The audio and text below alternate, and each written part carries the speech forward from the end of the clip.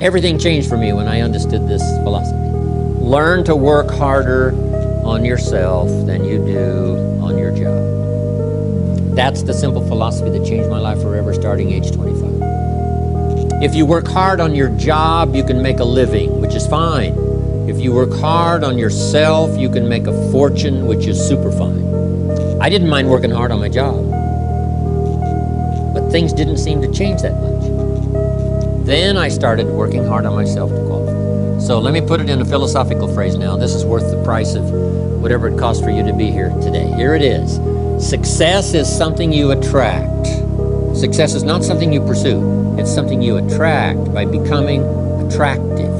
And the whole scope of this we call now personal development. You can have more than you've got because you can become more than you are.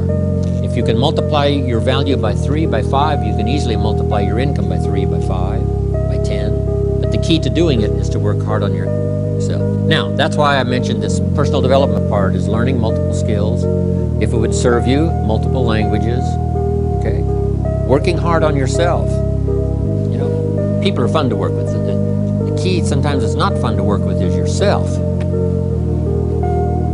How come I'm reluctant when I should be excited? Right? You just go through this dilemma.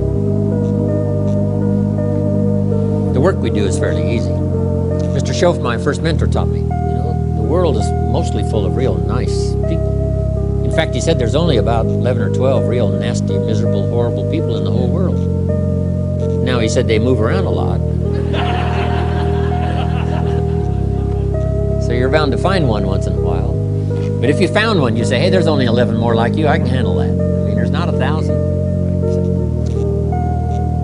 But here's the big challenge, working hard on yourself. Personality and temperament and mindset. Talked about culture, all the stuff necessary to individually be responsible, be a growing, attractive, powerful, skillful, communicating human being. And the world belongs to you.